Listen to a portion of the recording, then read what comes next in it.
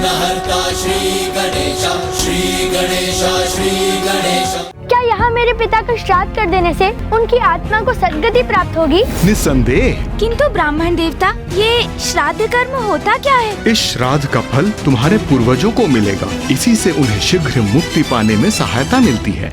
सभी देवतागण गयासुर को भूमि पर स्थिर रखने का भरसक प्रयास तो कर रहे थे, किंतु समय गयासुर की असीम शक्ति के समक्ष पर्याप्त नहीं था। यज्ञ की पूर्ण आहुति करनी पड़ती है, इसलिए मुझे भी इस यज्ञ की समाप्ति करनी होगी। तथा सभी देवता महादेव की सहायता के लिए प्रार्थना करने लगे और अंततः महादेव प्रकट।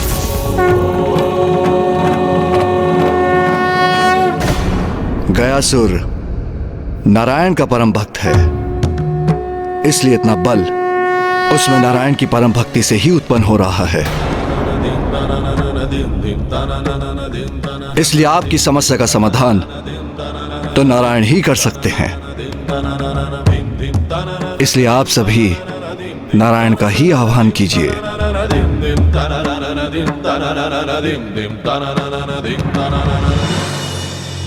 ओम नमो नारायणाय नमः।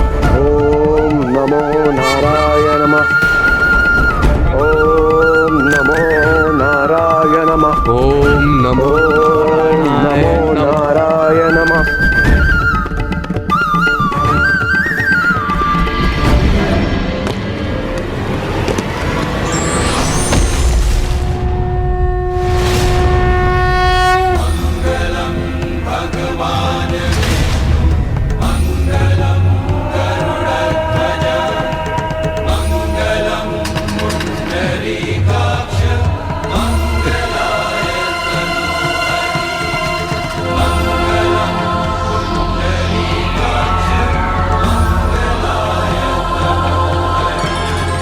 हे प्रभु, मैं तो आपके चरणों के तले स्थान पाकर धन्य हो गया। प्रभु, यदि आपकी आज्ञा हो तो मैं पूरा जीवन अचल आपके चरणों के नीचे स्थित रहूं। मैं तुम्हें आदेश देता हूं गयासुर कि तुम धरती में समा जाओ, ताकि कोई भी अपने पापों का प्रायश्चित किए बिना मात्र तुम्हारे निकट आकर मोक्ष न प्राप्त कर सके। प्रभु, मैं आपके आदेश का पालन अवश्य करूंगा।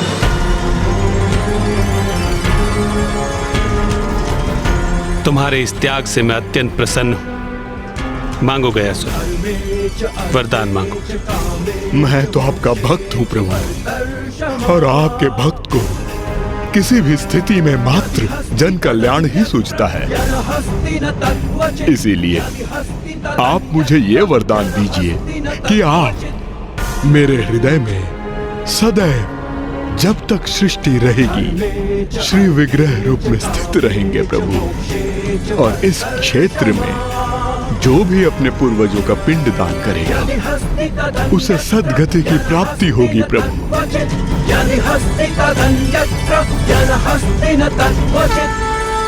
तथास्तु, तथास्तु, तथास्तु। गयासुर, मैं तुम्हें वरदान देता हूं कि भूमि में समाने के पश्चात तुम्हारे शरीर के ऊपर की भूमि को पवित्र गया भूमि कहकर पुकारा जाएगा, और जो कोई भी अपने पूर्वजों का पिंडदान इस भूमि पर करेगा उसके पितरों को सद्गति प्राप्त होगी। और जिस दिवस इस पावन भूमि पर पिंडदान होना बंद हो गया, उस दिवस तुम्हें धरती के ऊपर आने की अनुमति होगी। मुझे मनोवांछित फल देने के लिए धन्यवाद प्रभु। अब कृपा कर आपके आदेश का पालन करने में मेरी सहायता कीजिए प्रभु।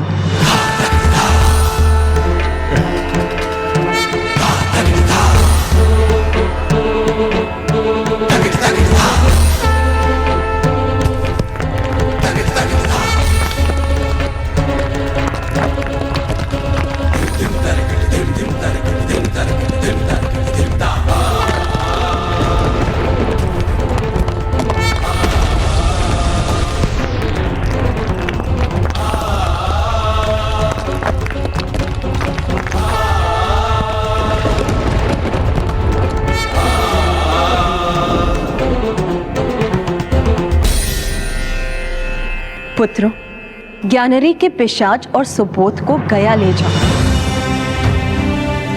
वहां सुबोध से उसके पिता का पिंडदान करवाओ और उसे पिशाच योनि से मुक्त कराकर ज्ञानरी को दिए अपने वचन को निभाओ। उचित है माता। हमारा मार्गदर्शन करने के लिए आपका धन्यवाद माता। ऋषिवर की अवस्था तो और भी गंभीर होती जा रही है।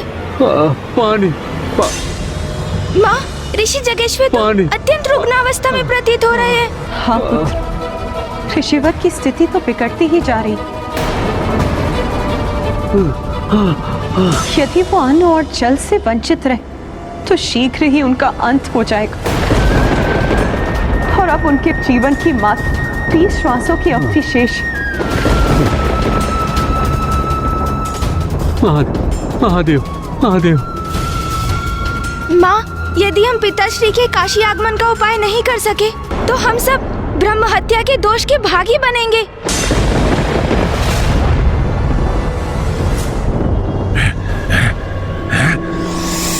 सर्वप्रथम गणेश जी कुमार कार्तिकेय मंदिर के भीतर गए, फिर अचानक बाहर आए और तीव्र गति से कहीं और चले गए, फिर लौट कर आए और मंदिर के भीतर चले गए।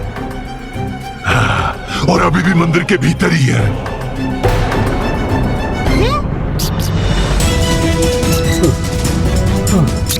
महादेव। वो देखिए, प्रभु आ गए।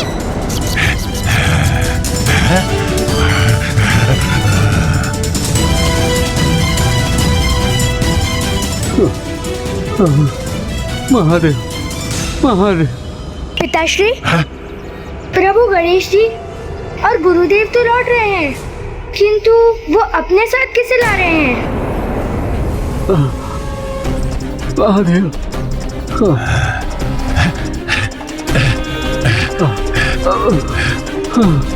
महादेव महादेव। ओम नमः शिवाय। ओम नमः शिवाय। ओम नमः शिवाय। ओम नमः शिवाय। ओम नमः।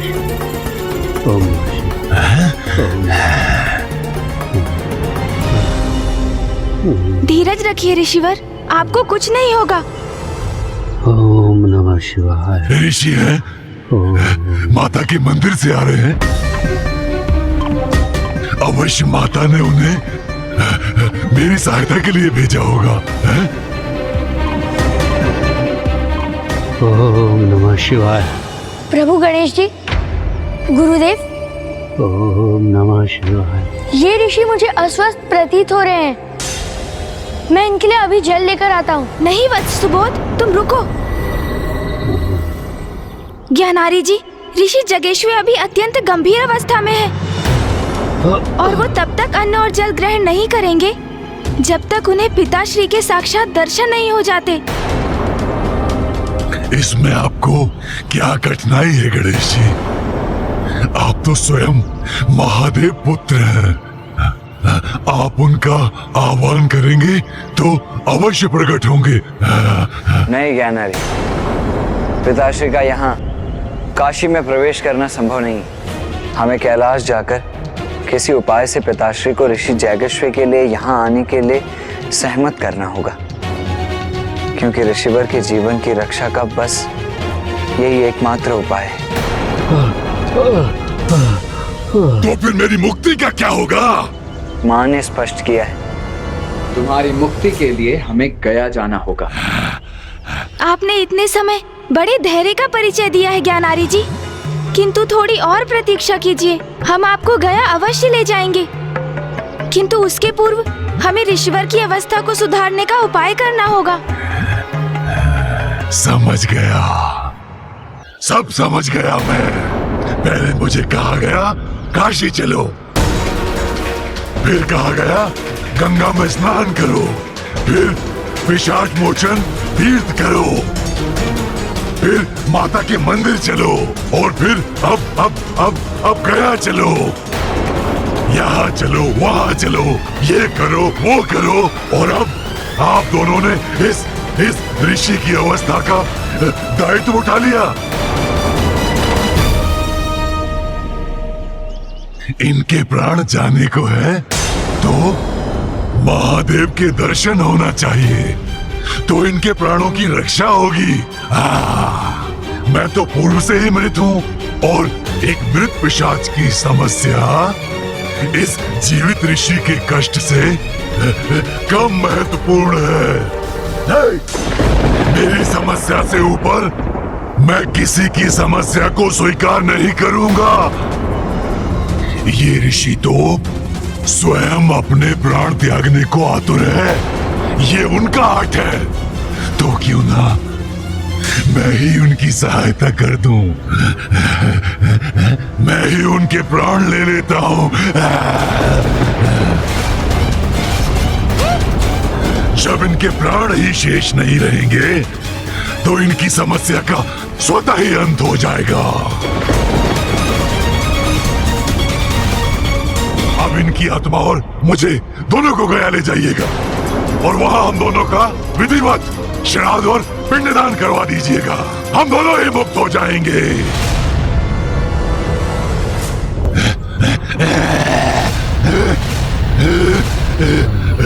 रुकिए ज्ञानारी जी। नहीं, मात्र यही मार्ग शेष है और कोई अन्य उपाय नहीं हो सकता। जब तक इसे दंड नहीं दूंगा ये पिशाच रुकने वाला नहीं है। भैया रुक जाइए। जब तक जीवित थे आप निरंतर पाप करते रहे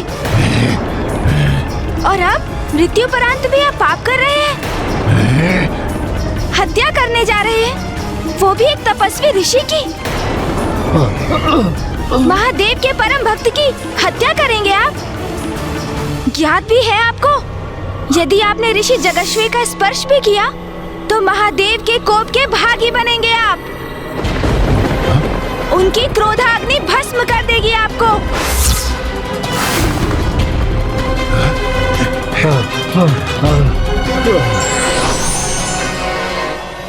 ये निराशा के प्रभाव में मैं क्रोध के आवेग में बह गया, किंतु मुझे जो चाहिए उसके लिए मुझे कितनी और प्रतीक्षा करनी होगी? ज्ञानारी जी, आपको अपने लक्ष्य की प्राप्ति में विलंब हो रहा है। इसका अर्थ ये तो नहीं कि आप किसी अन्य के प्रति हिंसक हो जाएंगे। एक दुर्बल अस्वस्थ ऋषि पर आक्रमण कर बैठेंगे। गणेश जी, कुमार कार्तिकेय, मैं कुशल हूँ, मैं अशक्त अवश्य हूँ, किंतु मेरी पीड़ा इस पिशाच की पीड़ा की तुलना में कुछ भी नहीं।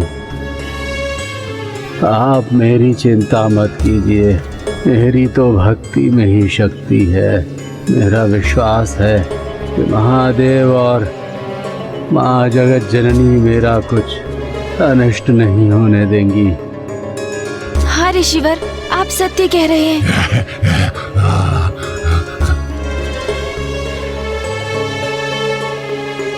मूषक जी, प्रभु, आप यहीं रुकिए, ऋषिवर के निकट।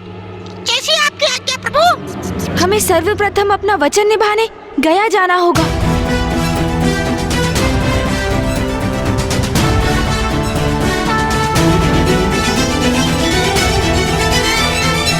माता, आपको इस प्रकार काशी में एकाकी छोड़कर जाने का मन तो नहीं कर रहा है, किंतु आपके आदेश का पालन करने हेतु सर्वप्रथम हम ज्ञानारी जी की सहायता करने, उन्हें पिशाच योनि से मुक्ति दिलाने उन्हें गया ले जाएंगे। हम ज्ञानारी जी को शीघ्र मुक्ति दिलाने का प्रयास करेंगे, जिससे शीघ्र यहाँ आकर आपको एवं पिताश्री को मिलाने का प्रयास कर सके। माँ, मैं भी बड़ी अधीरता से उसी दिवस की प्रतीक्षा कर रही हूँ पुत्र, जब स्वामी के अंश से पुनः मेरा संयोग होगा। प्रिय,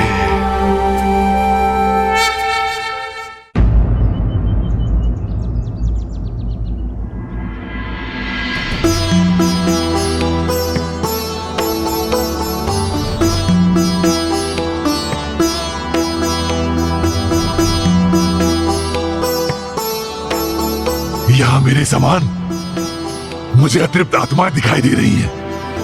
अर्थात ये वही स्थान है जहां मुझे मुक्ति प्राप्त होगी। माता का सुझाव सर्वथा उचित था। हाँ।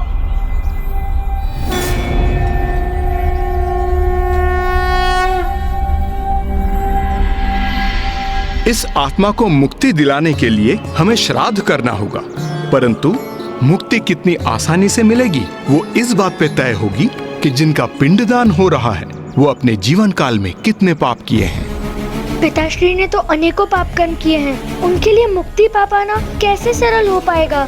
किंतु जो भी हो, हमें अपने दिवंगत संबंधियों को पूर्ण रूप से मुक्ति दिलाने का प्रयास अवश्य करना चाहिए।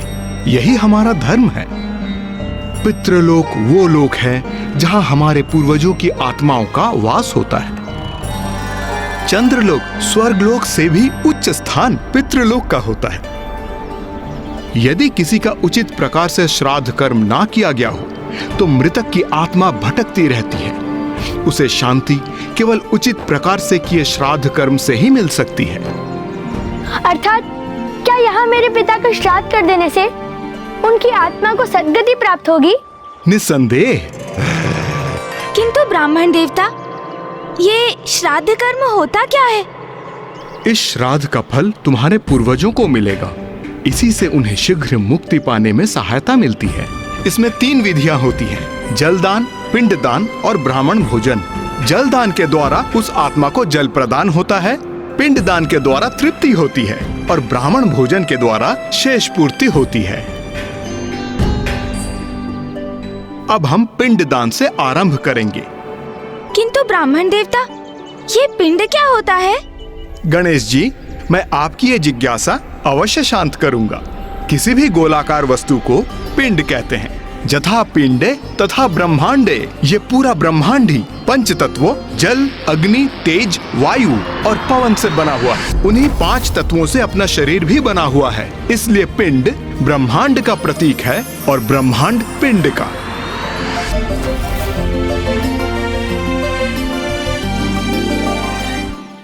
यहाँ तक कि हमारा शरीर भी एक पिंड ही है और पितरों का पिंडदान इसलिए किया जाता है ताकि उनका पिंड अर्थात इस शरीर रूपी पिंड से आसक्ति छूट जाए और वो आगे की यात्रा आरंभ कर सकें और दूसरा पिंड या दूसरा शरीर या मोक्ष पा सकें।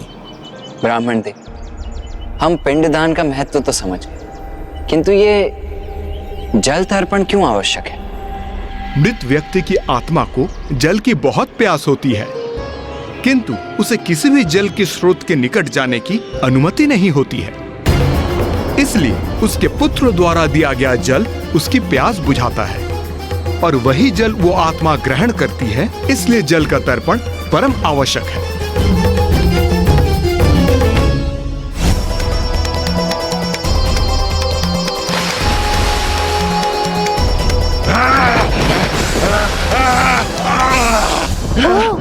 तो इसलिए माता गंगा ने ज्ञानारी जी के पिशाच को अपने जल में प्रवेश करने की अनुमति नहीं दी। अब आप सभी को समझ आया कैसी यंत्रणा सह रहा हूं मैं। इसीलिए तो आपसे बार बार कह रहा हूं, मुझे इस पिशाच योनि के कष्ट से मुक्त कराओ, मुक्त। और पितरों और देवताओं का प्रतिनिधित्व करने वाले 2 ब्राह्मणों को भोजन कराना इसीलिए आवश्यक है क्योंकि देवताओं को महाभोग प्रस्तुत किए बिना तो कोई भी पूजा संपन्न नहीं होती। और ये तो श्राद्ध है और उच्च लोक में स्थित पितृ देवताओं के समान ही होते हैं और इसीलिए पितरों को प्रसन्न करने हेतु उन्हें भोजन प्रदान करना तो अति आवश्यक है। मैं उचित कह रहा हूं ना ब्राह्मण देव? आपने सर्वथा उचित कहा कुमार कार्तिकेय जी। ब्राह्मण देवता, कृपया करके हमें ये भी बताइए कि किसी भी मृत व्यक्ति का पिंडदान कब आरंभ करना चाहिए? मनुष्य की मृत्यु के उपरांत प्रथम दिन से ही पिंडदान प्रारंभ करना चाहिए। किंतु यदि किन्हीं विशेष परिस्थितियों के कारण अथवा अज्ञानतावश कोई अपने निकट संबंधियों का पिंडदान करने में असमर्थ रहा हो तो, जैसा कि ज्ञानारी के साथ हुआ, तो इस भूल को सुधारने का क्या उपाय है? यदि मरणोपरांत किसी का पिंडदान ना हो तो ये अत्यंत दुर्भाग्यपूर्ण है। तब मृत जीव की आत्मा किसी न किसी रूप में आकर अपने संबंधियों को अवश्य सताती है। ब्राह्मण देवता, आप सर्वथा उचित कह रहे हैं। हमारे साथ भी यही हुआ है।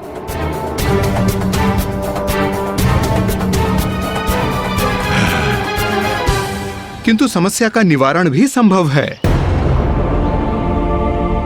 गया की पावन भूमि है वो समाधान। जिस आत्मा का पिंडदान मृत्यु के समय नहीं हो सका, उस आत्मा का पिंडदान इस गया में संभव हो सकता है। और पिंडदान होते ही उस मृत शरीर की आत्मा का अपने मृत शरीर से मोह भंग हो जाएगा और उस पिंडदान के प्रभाव से उसे एक नवीन शरीर प्राप्त होगा, जिसके द्वारा वो उत्तम लोकों की यात्रा करेगी। नवीन शरीर अर्थात ब्राह्मण देवता? मृत्युपरांत प्रथम दिवस से जैसे ही पिंडदान की विधि आरंभ होती है, तभी प्रतिदिन उस आत्मा के लिए एक नवीन शरीर उत्पन्न होने लगता है और ये प्रक्रिया 10वें दिवस में जाकर समाप्त होती है। नवीन शरीर? तो क्या मुझे भी नवीन शरीर प्राप्त हो जाएगा? फिर मुझे मुक्ति पाने की क्या आवश्यकता है? इस नवीन शरीर को यातना शरीर कहते हैं। यातना शरीर? किंतु उसे यातना शरीर क्यों कहा जाता है ब्राह्मण देवता?